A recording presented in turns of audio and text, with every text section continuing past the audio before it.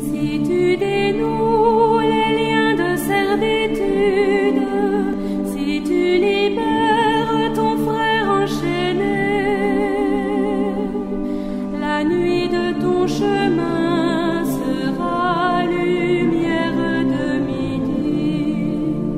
Tous les hommes naissent libres et égaux en dignité et en droit, proclame l'article 1er de la Déclaration universelle des droits de l'homme.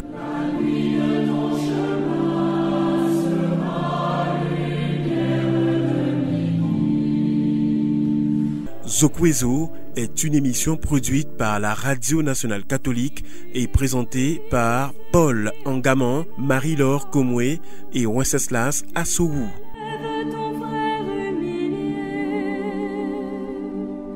La nuit de ton combat sera lumière de midi.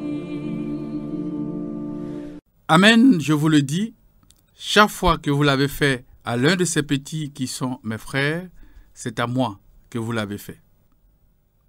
Auditrices et auditeurs de la Voix de l'Évangile, bonjour. Bienvenue à ce 74e numéro de votre émission préférée, Zokwezo, qui signifie « Tout homme est homme ». À la cabine technique, Janvier Atien, au microphone, votre serviteur, Paul Angaman. À qui dédions-nous l'émission du jour? Eh bien, à tous les détenus, spécifiquement ceux en détention préventive, c'est-à-dire en attente de jugement, et qui souvent sont en détention injustifiée car ayant dépassé les délais légaux. Pour le thème du jour, nous revenons dans une deuxième partie sur le projet de détention préventive abusive qui a donné lieu à un atelier organisé par l'ACAT Côte d'Ivoire et la FIACAT les 18 et 19 novembre 2014 à Grand-Bassam. Cette fois-ci, nous accueillons des invités venus de Bruxelles et de Paris. Monsieur Lionel Grassi, bonjour. Monsieur Angaman, bonjour. Monsieur Nicolas Huet, bonjour. Monsieur Angaman, bonjour. Monsieur Lionel et monsieur Nicolas, vous venez de passer une semaine en Côte d'Ivoire. Comment trouvez-vous la Côte d'Ivoire? Alors personnellement, c'est la deuxième fois que j'ai l'occasion de venir en Côte d'Ivoire puisque j'avais pu assurer l'année dernière une mission avec la FIACAT et la CAT Côte d'Ivoire concernant l'abolition de la peine de mort. Et c'est toujours avec un très grand plaisir que je reviens en Côte d'Ivoire pour travailler avec les membres de la CAT, mais également pour voir le pays et travailler également avec les autres partenaires de la CAT. Merci. Monsieur Lionel?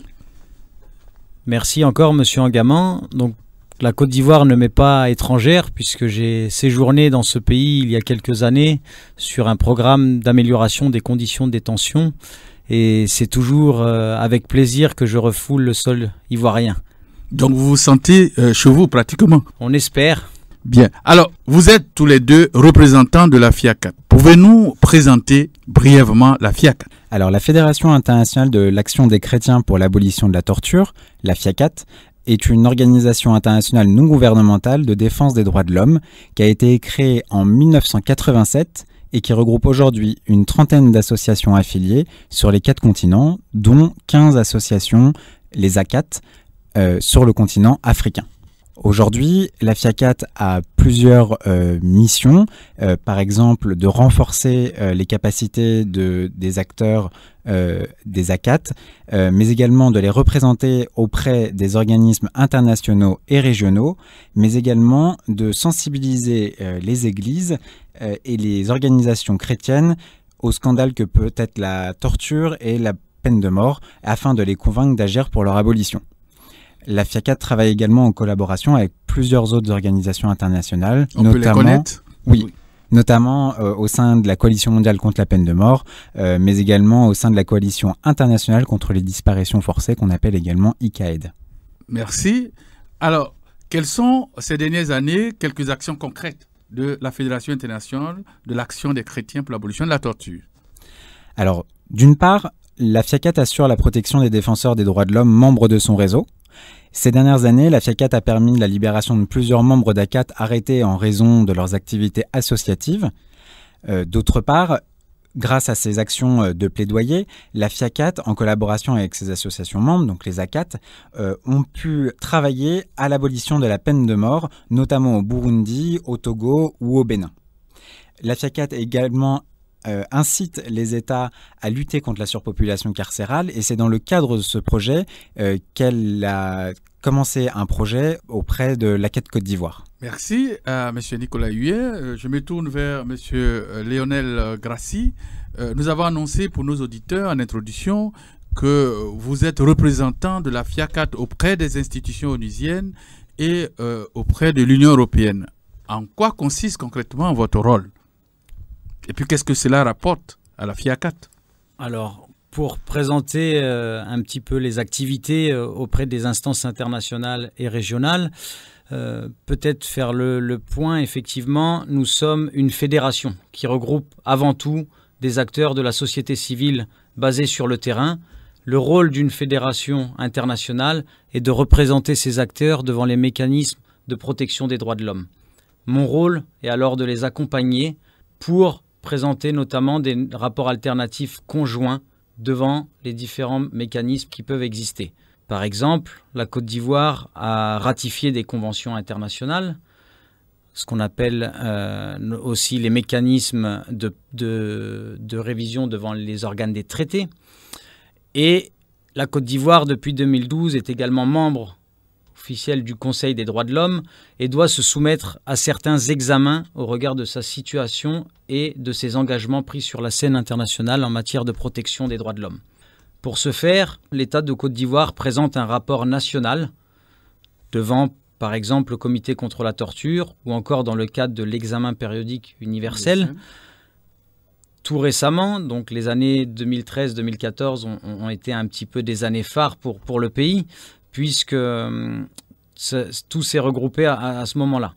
Lorsque l'État présente un rapport, les experts qui vont analyser la situation des droits de l'homme ont notamment besoin d'informations qui viennent du terrain pour avoir une analyse la plus objective possible de la situation. Et dans ce sens, nous accompagnons nos ACAT afin de présenter ce fameux rapport alternatif conjoint devant les différents mécanismes et de sensibiliser la société internationale sur les violations des droits de l'homme qui peuvent être commises. Et ça, c'est ce que vous faites à Genève? Ça, c'est une partie du travail à Genève. Et à Bruxelles?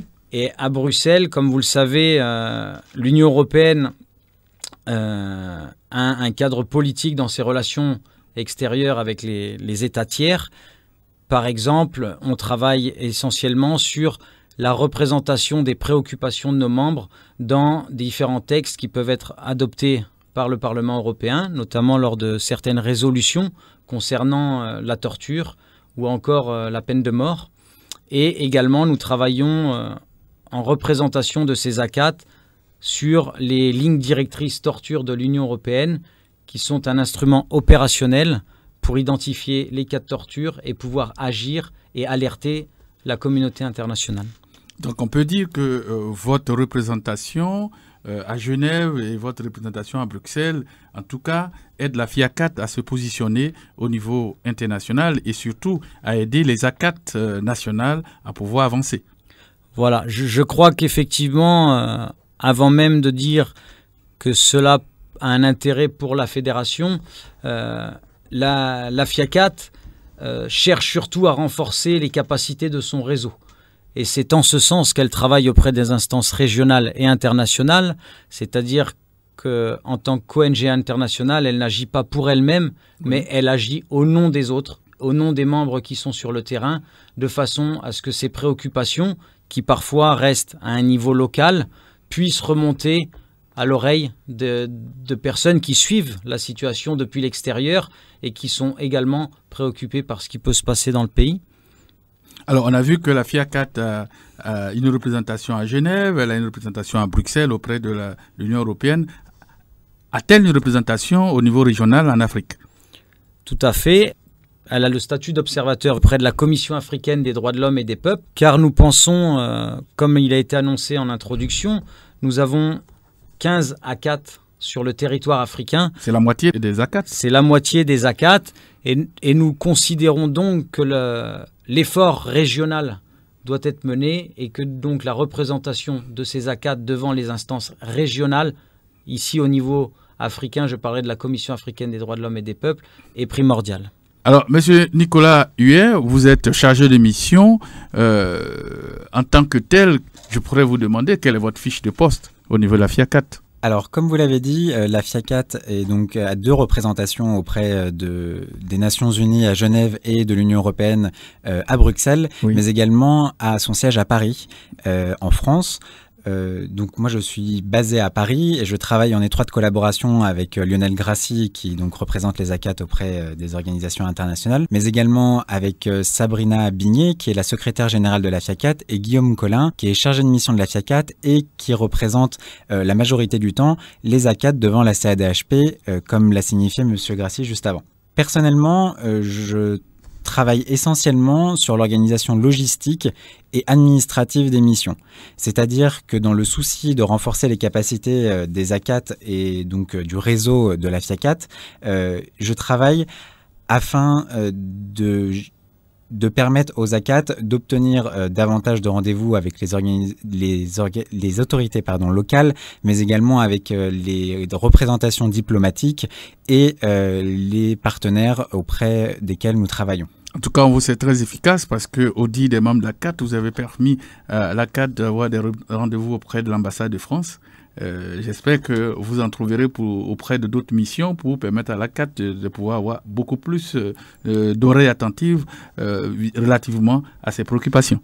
Le but de la FIACAT est en effet de faciliter ce type de rencontres et d'ouvrir des portes aux ACAT pour que les membres des ACAT deviennent des acteurs de poids de la société civile, capables de sensibiliser l'opinion publique, mais également d'avoir un impact auprès de leurs autorités nationales.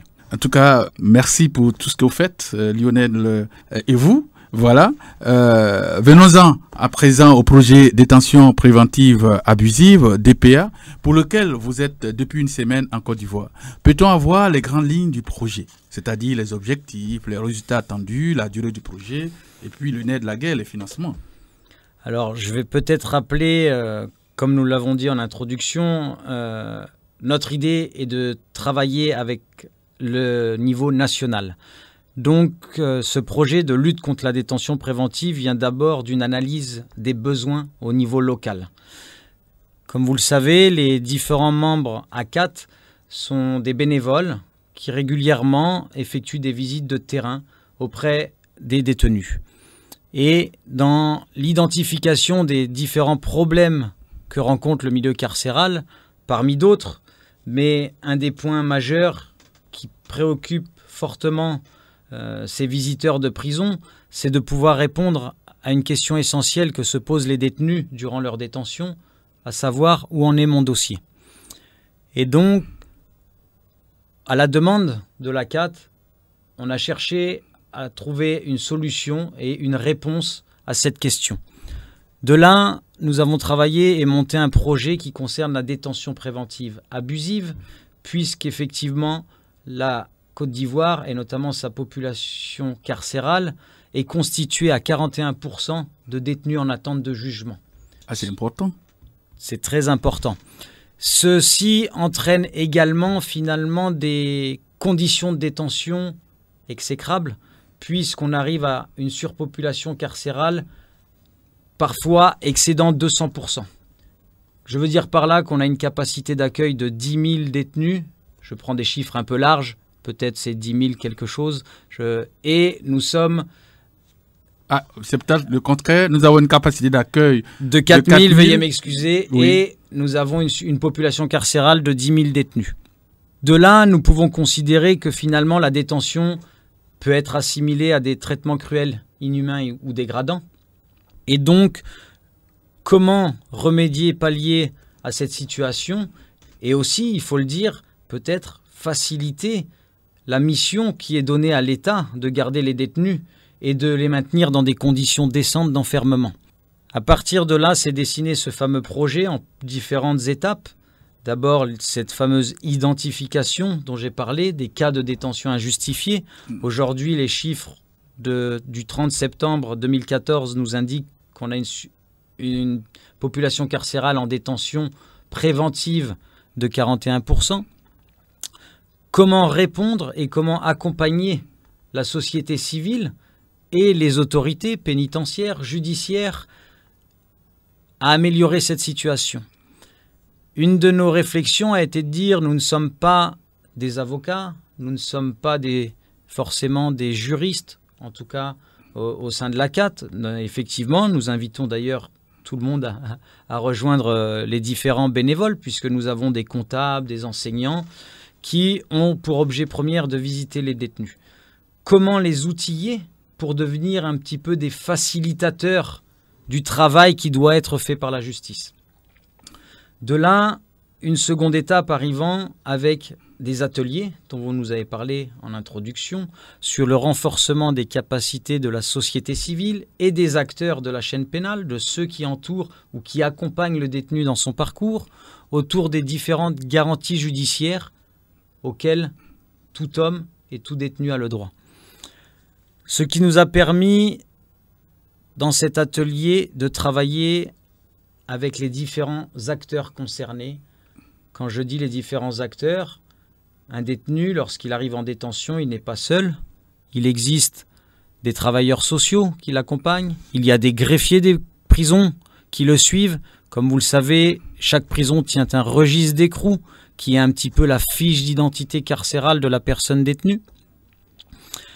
Et la question a été de savoir où et à quel moment la société civile peut agir. Voilà. Alors, justement, avant de répondre à cette question, on pourra revenir un petit peu en arrière pour dire les objectifs visés, c'est d'abord d'accélérer les procédures devant les juridictions afin de permettre aux personnes détenues de façon préventive de pouvoir connaître leur situation. Ça, c'est un. Et deux, réduire la surpopulation carcérale. Alors, quels sont les résultats attendus? Alors, concrètement, en termes de chiffres, nous sommes sur l'idée de réduire de 25% la surpopulation carcérale, non pas sur toutes les prisons, mais sur d'abord 3 prisons cibles. On peut les connaître? Bien sûr, nous avons la prison d'Agboville, d'Adzopé et de Grand Bassam. De Grand Bassam. Comme vous le savez, je n'ai pas mentionné la MACA, parce qu'aujourd'hui, la MACA fait l'objet de toute une attention. Oui. Et un des objectifs du projet a été de travailler au plus près des oubliés. Effectivement, les détenus de la MACA sont régulièrement visités par différentes ONG, oui. Mais nos membres ACAT, sur le terrain, ont constaté qu'il y avait des cas de détention abusive, excessive, injustifiée, dans des lieux où aucun œil extérieur ne vient. D'accord. Alors, donc, comme résultat attendu, c'est également la réduction de 25%. Et puis, il me semble que vous souhaitez mettre à la disposition des détenus un guide. Voilà. Alors, l'idée, effectivement, de l'atelier a été, comme je le disais, d'outiller les acteurs de la société civile. Ces outils pour agir ont été de définir ensemble un guide pratique avec des magistrats, des membres du corps pénitentiaire, je parle là des greffiers des prisons, des régisseurs concernés, également au niveau de la magistrature, nous avions les greffiers des parquets, des juges d'instruction, puisque bien souvent les cas de détention injustifiés arrivent au cours de l'instruction. Alors, je me tourne vers Nicolas Huet pour lui demander, pour les questions de financement, comment ça se passe? Parce que c'est le nerf de la guerre relativement à ce projet. Qui finance ce projet? Les financements sont-ils importants et dans quelle durée? Alors, ce projet est donc prévu pour 10 mois en Côte d'Ivoire. Oui. Il va se scinder en deux, nous pouvons dire. Il y a 2 financements principaux qui soutiennent le projet. Le premier est celui du ministère des Affaires étrangères allemande, qui travaille depuis longtemps avec la FIACAT et qui fait confiance aux ACAT et au réseau de la FIACAT pour mener à bien des projets. Oui. Le second est celui de la Tavola Valdese. La FIACAT et les ACAT travaillent aussi depuis longtemps avec la Tavola Valdese, notamment sur les renforcements des capacités auprès justement et la représentation internationale auprès des Nations Unies et de la CADHP. Alors, nous avons pu constater que vous nous dites que le projet est prévu pour 10 mois. après les 10 mois, vous êtes sûr qu'on aura réduit suffisamment la surpopulation carcérale, même si cela ne concerne que les détenus en prévention? Non, nous ne pensons pas qu'on aura réussi à réduire la totalité déjà de la surpopulation carcérale. Oui. Et ce que nous pouvons dire aussi, c'est que c'est un travail de tous les jours et que ce qui a été fait dans ces 10 mois ou ce qui sera fait dans ces 10 mois d'action ne doit pas rester sans suite. Il est très important que ce projet soit prolongé aussi bien par l'ACAT Côte d'Ivoire que par les institutions internationales pour financer justement ce type de projet en étroite collaboration aussi avec les autorités nationales, car il ne faut pas oublier que c'est elles qui sont la garantie du bon déroulement du projet. Monsieur Lionel voudrait compléter sur cette question. Non, ça va? Ok, d'accord. Alors, vous venez dans le cadre de ce projet d'organiser un séminaire atelier dont le thème est renforcement des capacités des acteurs de la chaîne pénale et de la société civile en matière de respect des garanties judiciaires, qui s'est achevé par un communiqué de presse. Alors, quelles sont les grandes lignes de ce communiqué de presse? Alors, outre ce communiqué de presse, nous avons également réalisé une conférence de presse au siège de l'ACAT, qui est hébergée au sein du siège de la Caritas Côte d'Ivoire. Nous avons été heureux d'être accueillis là-bas et avons justement pu faire part aux différents journalistes, aussi bien dans notre communiqué de presse que lors de la conférence de presse, des résultats de cet atelier. Donc, de la mise en... J'espère qu'à cette conférence de presse, la RNCI était. Ah oui, c'est vrai, on a pu écouter. Oui, tout à fait, la RNCI était, oui. Nous avons pu relater les résultats de l'atelier, comme les a présentés Lionel Grassi, notamment l'édition d'un guide sur le détenu inculpé. Nous avons également pu rendre compte des préoccupations et des observations que la FIACAT et l'ACAT Côte d'Ivoire pouvaient faire à l'État ivoirien. Donc, je vais vous les citer. Il y en a 4, donc ça va être assez rapide. Oui, c'est intéressant. Il va y avoir donc l'ACAT Côte d'Ivoire et la FIACAT ont notamment encouragé l'État ivoirien à accélérer les procédures pour désengorger les prisons en luttant contre la détention préventive abusive, qui est donc le cœur de notre projet aujourd'hui. Ce qui est fortement en lien avec notre projet, c'est également la révision du code pénal et du code de procédure pénale, pour notamment y incriminer la torture. Mais pas seulement, puisqu'il y a également la possibilité de supprimer toute référence à la peine de mort que la Côte d'Ivoire a abolie dans sa constitution de 2000. Il y a également l'importance de ratifier le protocole facultatif à la Convention contre la torture, appelé OPCAT, et le deuxième protocole facultatif se rapportant au pacte international relatif aux droits civils et politiques visant à l'abolition de la peine de mort, qui est intitulé OP2. La dernière recommandation que nous pouvons faire à l'État ivoirien et le dernier encouragement que nous pouvons faire, c'est de maintenir cette collaboration avec la société civile en l'associant aux réformes en cours et en participant activement à la suite de notre projet. Alors, j'ai lu un peu le communiqué de presse dans lequel vous parlez un peu de ce guide de garantie judiciaire de l'inculpé détenu. À quoi concrètement va-t-il servir et quand pourra-t-il être disponible? Alors, je vais voir un petit peu avec vous cette fois les différentes étapes du guide. Comme je l'ai mentionné précédemment, les visiteurs de prison, membres de l'ACAT, ne sont pas forcément des juristes. Donc, pour répondre à cette fameuse question de savoir où en est mon dossier, le membre ACAT doit être outillé. De là, il a besoin de savoir d'abord quel est le statut du détenu. Est-ce que c'est un condamné? Est-ce que c'est un mis en cause? Est-ce que c'est un inculpé? Un contraint par corps? Ou alors un prévenu? Ça, c'est peut-être le premier point d'ordre, puisque nous avons une population cible dans ce projet que représentent les prévenus, donc les détenus en attente de jugement. De là, les membres bénévoles doivent aussi savoir quelles sont les autorités compétentes. Qui est en capacité de suivre le dossier? Où en est le dossier? Est-ce que c'est devant le juge d'instruction? Est-ce que c'est suivi par le procureur? Donc, pour ce faire, nous avons travaillé aussi à un schéma du parcours, un schéma type du détenu durant sa détention. Enfin, puisque, comme mentionné précédemment, les membres ACAT ne sont pas des avocats, ce sont des acteurs de la société civile, Des bénévoles. des bénévoles, Oui. leur mandat est limité dans l'action. Mais par contre, à l'aide du guide, une fois la situation identifiée, une fois les différentes personnes référentes identifiées, nous pouvons les outiller de façon à avoir des modèles de lettres type pour saisir les autorités compétentes. Et donc, c'était aussi un des objectifs de ce guide, d'outiller à l'aide de modèles types de courrier que l'on peut présenter au détenu de façon à ce que lui puisse, via tout un différent circuit, en tout cas, faire requête de sa demande auprès de l'autorité compétente. Mais souvent, les détenus disent qu'ils font des requêtes, mais ça n'arrive pas à bon port. Est-ce que dans votre projet, vous prévoyez que ce soit les bénévoles ou bien des personnes spécialisées pour aider à faire aboutir ces lettres des détenus?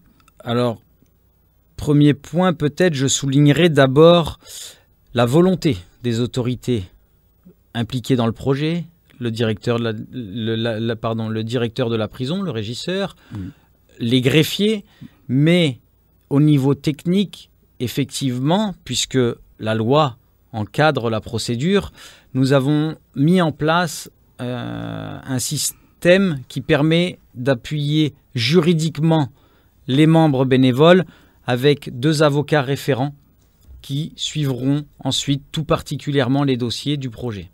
Alors, comme je vous le disais, je vous le demandais déjà, relativement à ce guide de garantie judiciaire du détenu inculpé ou de l'inculpé détenu, je crois que le thème exact c'est de l'inculpé détenu, voilà.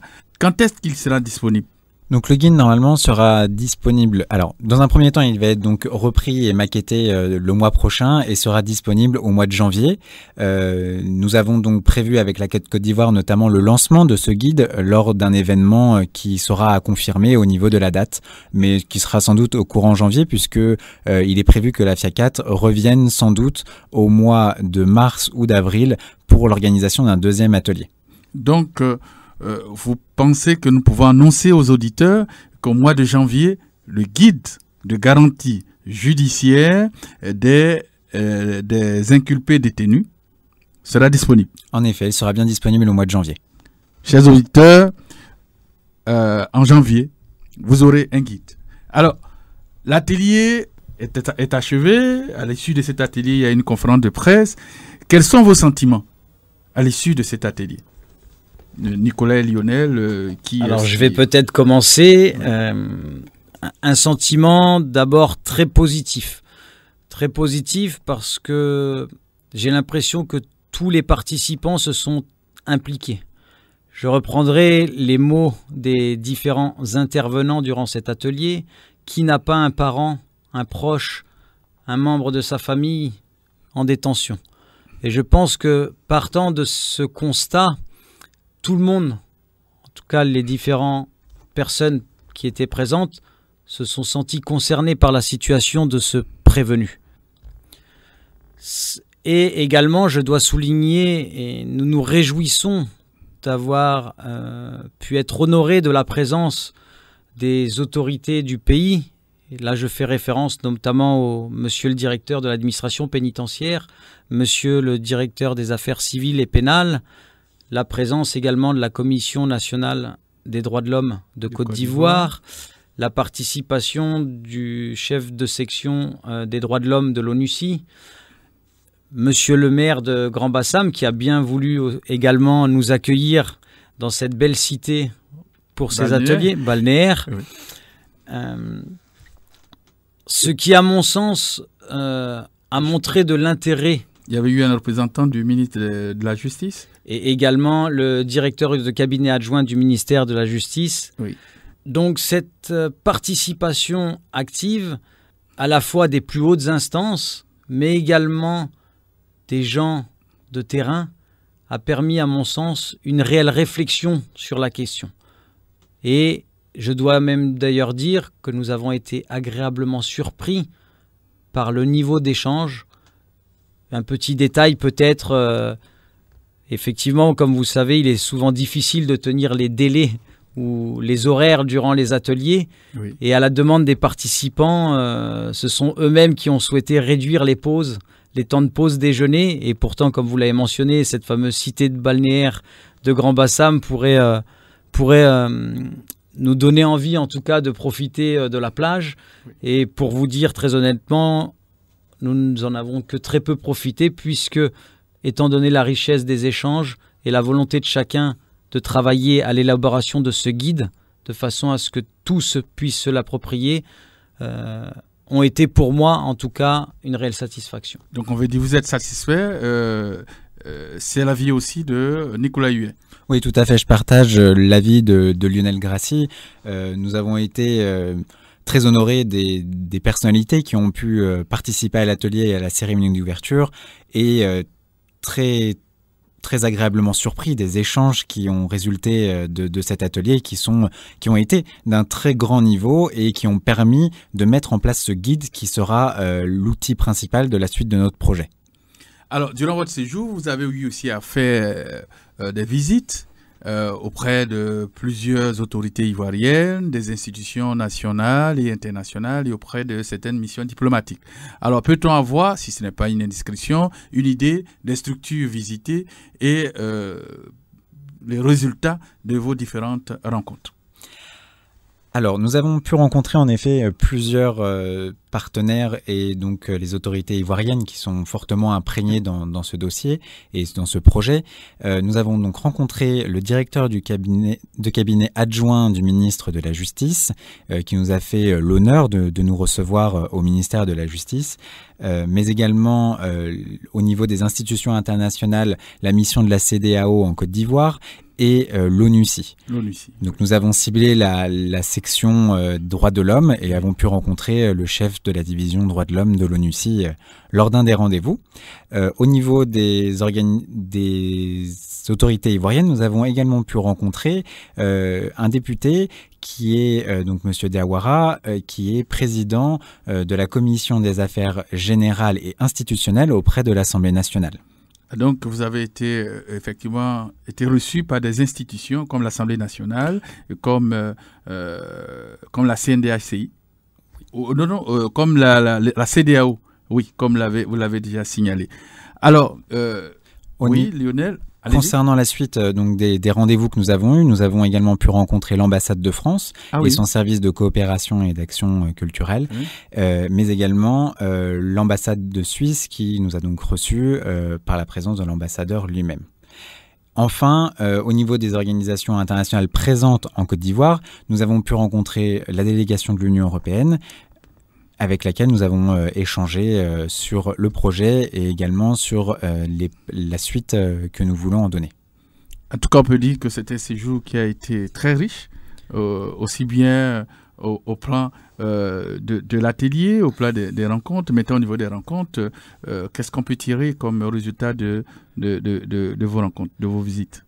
Alors, je crois qu'un des résultats directs que l'on peut observer a été cette fameuse rencontre avec M. Diawara de l'Assemblée nationale, puisqu'à l'issue de nos échanges, nous avons appris qu'une commission parlementaire avait pris pour décision de se rendre dans les lieux de détention et de visiter les lieux de détention. Alors là, vous étiez comblé. Fort comblé, surtout que pour nous, c'est aussi une prise de conscience par l'État qu'un détenu reste un citoyen à part entière. Oui. Dans ce cadre-là, M. Diawara a donc convié les membres de la CAT Côte d'Ivoire à l'accompagner pour préparer cette mission de visite des lieux de détention. Et je crois que c'est vraiment un premier pas qui montre que la société civile peut accompagner l'État vers un meilleur état de droit, si je puis dire. En effet, oui. Nicolas veut ajouter quelque chose? Oui, un autre résultat largement palpable, c'est l'implication du ministère de la Justice dans le projet.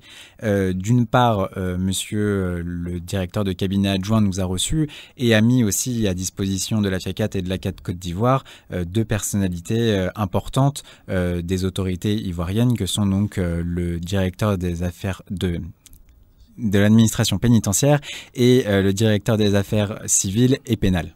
Donc on peut dire que vous avez le sentiment que le projet DPA, détention préventive abusive, a reçu un accueil favorable de la part des différentes autorités que vous avez eu à rencontrer. Je crois de toute manière que c'est un préalable au projet. Effectivement, si le processus n'est pas inclusif, on ne peut pas atteindre les résultats. Oui, c'est vrai. Il faut mentionner aussi que cela fait partie également du travail de la FIACAT. Comme je l'ai mentionné en introduction, nous soumettons des rapports alternatifs devant les mécanismes internationaux de protection des droits de l'homme, notamment aux Nations Unies. Dans ce cadre-là, nous dénonçons, nous avançons des faits, des situations de violation des droits de l'homme. Ce qui ne veut pas dire, et au contraire, c'est en identifiant le problème qu'ensuite on peut mieux travailler ensemble. Et je crois que ceci est quelque chose qui est totalement compris par les autorités et ça fait partie un petit peu du jeu international de dire on identifie une situation et en même temps on peut travailler ensemble. C'est ça. Alors, vous avez par la suite visité les prisons d'Adzopé et d'Agboville, certainement pour vous imprégner de leur réalité. Avez-vous toujours le sentiment que le projet de détention préventive abusive reste fondé? Alors, je vais répondre brièvement, je dirais oui. Et pour compléter ma réponse, je dirais que lors de ces deux visites, donc des prisons d'Adzopé et d'Agboville, nous avons pu recenser plusieurs cas de détention préventive injustifiée. Et ces cas, notamment, étaient très importants puisque plusieurs prisonniers étaient en détention préventive injustifiée depuis plus de 30 mois. Nous avons recensé un cas à 39 mois, un autre à 36 mois, un autre à 32, plusieurs à 32 d'ailleurs, et un autre à 30. En tout cas, on constate que il y a encore beaucoup de prévenus qui sont au-delà des délais légaux. Si vous permettez, je veux bien également compléter sur ces différentes visites. Donc, comme je ne suis pas étranger aux prisons ivoiriennes, puisque dans le cadre d'un autre programme, j'ai connu Dimbokro notamment, Sassandra et puis la Maka. Oui. Comme l'a mentionné Nicolas, ces différents cas nous préoccupent, puisque cela veut dire que pendant 39 mois, 36 mois, certains détenus n'ont même pas pu expliquer leur affaire. C'est-à-dire qu'ils n'ont pas été entendus. Ils n'ont pas été entendus. Et pour nous, c'est le minimum qui doit être garanti à tout détenu, c'est de pouvoir au moins être entendu de sa cause. C'est un droit fondamental du prisonnier. Tout à fait. Alors, vous n'avez pas trop sémé d'espoir aux détenus en prévention, alors que vous n'avez pas la possibilité de libérer les détenus? Alors, lors de nos visites, nous avons justement été très clairs. Parce qu'il est effectivement, j'en suis peut-être aujourd'hui à ma 55e, 56e prison dans la sous-région. Ah, vous êtes un habitué. Alors, en tout cas, accompagnateur ou visiteur de prison. Oui.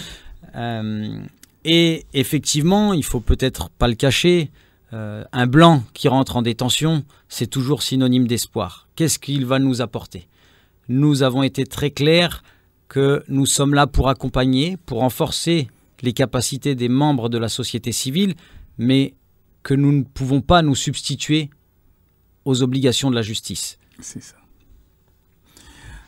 Alors, ce projet va durer seulement que 9 mois, et pourtant, ça suscite déjà beaucoup d'espoir, puisque vous avez été clair vis-à-vis des détenus, mais le fait qu'ils vous aient vu venir vers eux, ils pensent que les choses vont aller très vite. Or, ça ne durera que 9 mois. Alors, comme vous le mentionnez, c'est un projet de 9 mois. Il est très difficile, comme il a été dit juste avant, une détention qui a duré 39 mois et qui est injustifiée, il va être très difficile pour les membres ACAT de réaliser l'objectif et d'atteindre le résultat en 9 mois. Par contre, on espère avoir amorcé une initiative commune qui réunit les différents acteurs pour qu'il y ait de meilleurs échanges. on espère également que la CAT Côte d'Ivoire, dans un premier temps, a eu ses capacités renforcées et aussi qu'elle va aller peut-être trouver des financements, des fonds propres pour mener l'activité au plan national. Car comme vous le savez, nous sommes présents sur différents pays d'Afrique et ce projet est également initié au Bénin. Donc nous serons d'ailleurs, Nicolas et moi-même, d'ici 15 jours au Bénin pour également animer les prochains ateliers qui auront lieu là-bas. Mais notre sentiment est que la Côte d'Ivoire devient finalement le pilote, le projet pilote de l'action. Et du coup, peut-être garder ou en tout cas encourager les différents acteurs et les autorités à devenir le modèle pour la sous-région. En tout cas, la balle est dans le camp des ACAT nationales, surtout l'ACAT Côte d'Ivoire. Alors, vous annoncez dans le projet que vous avez 2 avocats référents. Quand on sait combien coûtent les prestations des avocats, cela voudrait dire que vous avez suffisamment de moyens pour pouvoir entretenir 2 avocats dans le cadre de ce projet. Je crois que non, nous n'avons pas suffisamment de moyens et nous ne pouvons... Voilà, nous sommes aujourd'hui seulement une ONG, nous rémunérons, nous indemnisons finalement les 2 avocats référents du projet, oui. Mais nous comptons surtout sur leur militantisme et leur conviction pour travailler à nos côtés. Nous sommes très heureux de les avoir à nos côtés et j'en profite d'ailleurs pour les remercier une nouvelle fois d'être partie intégrante de ce projet, puisqu'on sait qu'ils sont les éléments clés pour la réussite du projet et nous espérons dans les années, ou en tout cas dans les mois à venir, pouvoir compter encore sur eux et sur notamment l'implication peut-être du barreau de Côte d'Ivoire avec l'aide d'étudiants ou autres qui pourraient s'imprégner également de cette volonté de travailler à nos côtés pour atteindre les objectifs et les résultats attendus. En tout cas, c'est intéressant pour nos auditeurs de savoir qu'il existe dans ce pays des avocats militants, des avocats qui sont prêts à défendre la cause de leurs semblables, même si cela doit leur coûter beaucoup de temps, très peu d'argent. En tout cas, merci d'avoir pu dénicher 2 avocats militants dans le cadre de ce projet. Maintenant, nous allons vers la fin de cette émission. Nous savons que la société civile, et spécifiquement la CAT, doivent intervenir dans ce projet. Quel sera leur rôle précisément? Alors, le rôle de la société civile et spécifiquement de la CAT dans le projet va être désormais, comme je le disais, une fois outillés, d'aller sur les différents lieux de détention, de continuer leur visite et d'essayer d'apporter des réponses. Encore une fois, cette question d'espoir qui peut être donnée aux détenus, c'est peut-être aussi de retourner visiter ces différents lieux de détention, leur expliquer le rôle de la société civile, ce rôle qui est d'abord une écoute, un accompagnement, pour répondre à cette toujours fameuse question « Où en est mon dossier ?» et pouvoir au moins apporter cette réponse-là. Ensuite, espérons et restons fondés d'espoir que les différents dossiers prioritaires, ces fameux 39 cas, 32 mois, vont d'abord être traités et ensuite, pourquoi pas, revenir sur les cas de détention qui restent injustifiés, mais qui vont être peut-être de 18 mois, 21 mois. Voilà. Donc maintenant, à la CAT et aux membres de la société civile d'alerter de ces différents cas extrêmes. Alors, le 10 décembre 1984, 10 décembre 2014, ça a fait 30 ans que la Convention contre la torture a été adoptée au niveau des Nations Unies. Est-ce que quelque chose de particulier est prévu à l'occasion de ce 30e anniversaire de la Convention contre la torture? Alors, le 10 décembre est également la journée internationale des droits de l'homme. Du coup, nous invitons effectivement les différentes représentations, missions diplomatiques, acteurs de la société civile, ONG, à se mobiliser autour de cette journée qui, particulièrement cette année, célèbre également les 30 ans de la Convention contre la torture. Je peux annoncer qu'il y a des événements d'organiser, notamment par la Commission européenne à Bruxelles, qui va réunir différents intervenants, experts du comité contre la torture, membres de la société civile, membres d'autres organisations internationales et régionales, pour avoir un échange et des débats sur où en sommes-nous avec la torture 30 ans après la Convention et quelles peuvent être les initiatives internationales et régionales pour un jour pouvoir dire nous avons aboli la torture. Merci. Nous sommes à la fin de cette émission pratiquement. Et nous sommes aussi à la fin de votre séjour, car nous avons appris que vous rentrez ce soir même à Paris et à Bruxelles. Alors, quelles sont les conclusions que vous tirez de votre séjour en Côte d'Ivoire? Alors, tout d'abord, nous avons eu un grand plaisir à venir séjourner ici en Côte d'Ivoire dans le cadre de ce projet. Les conclusions que nous pouvons tirer, c'est l'avancée de notre projet et le fait qu'il soit sur la bonne voie, notamment avec la rédaction de ce guide et l'implication des autorités ivoiriennes. La seconde conclusion que nous pouvons tirer de ce séjour, c'est notamment l'implication et le renforcement des capacités de l'ACAT Côte d'Ivoire dans le cadre du projet, mais également dans ses relations avec les autorités ivoiriennes, les délégations internationales et régionales, mais également les représentations diplomatiques présentes en Côte d'Ivoire. Avez-vous le sentiment, avant de passer la parole à Lionel, que l'ACAT Côte d'Ivoire peut conduire à bon port ce projet? Pour avoir visité la CAT Côte d'Ivoire 2 fois lors de ces 12 derniers mois, je peux voir qu'il y a une grande croissance de la CAT Côte d'Ivoire, aussi bien sur ses capacités qu'en termes de membres et de couverture du territoire ivoirien. Il y a de ça 1 an, quand nous étions venus, la CAT se concentrait essentiellement sur la prison de Bassa, mais avait déjà pu visiter la prison d'Agboville une première fois. Aujourd'hui, elle est en capacité de se rendre à Adzopé et a également visité la prison de Dimbokro. De plus, nous avons pu voir que la CAT est déjà bien identifiée par les autorités nationales, mais également par la Commission nationale des droits de l'homme de Côte d'Ivoire et a une place très importante au sein de la commission de la société civile. Lionel? Alors, peut-être pour conclure, garder un sentiment d'encouragement auprès des autorités qui, comme on le sait, nous ont aussi régulièrement fait savoir qu'il y avait des questions de moyens, des disponibilités financières.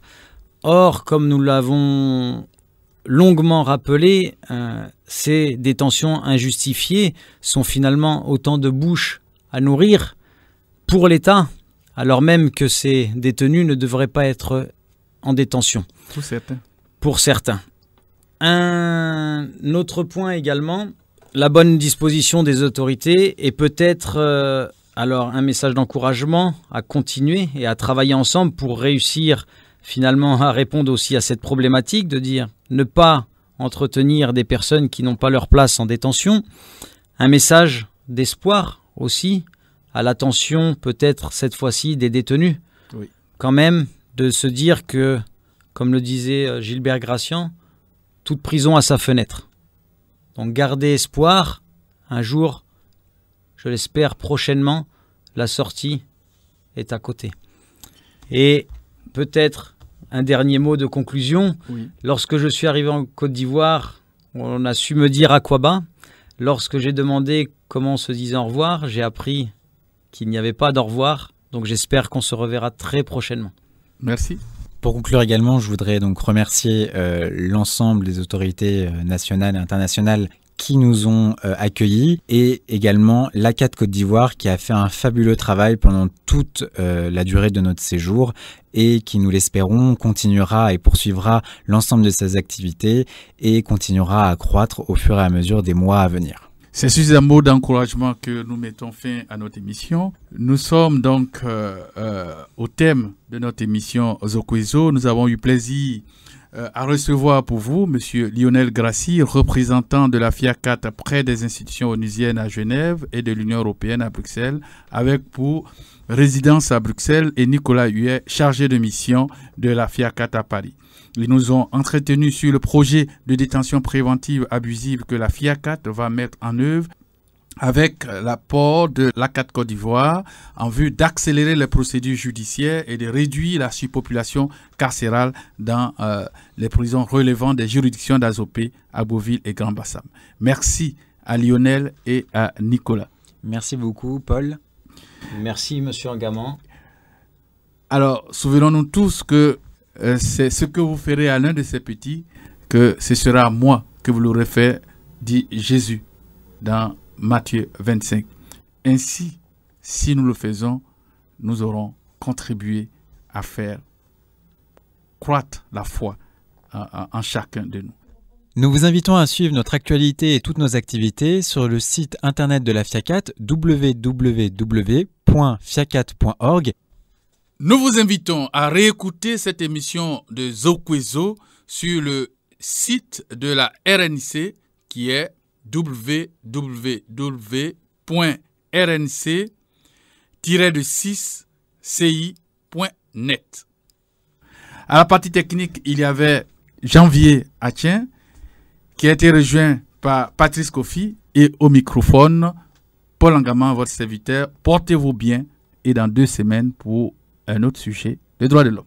À bientôt. Si tu dénoues les liens de servitude, si tu libères ton frère enchaîné,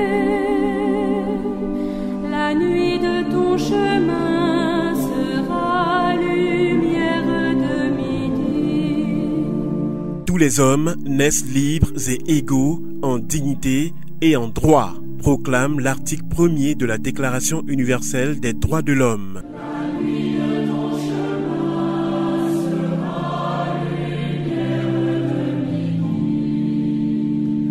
Zokwezo est une émission produite par la Radio nationale catholique et présentée par Paul Angaman, Marie-Laure Komwe et Wenceslas Assowu.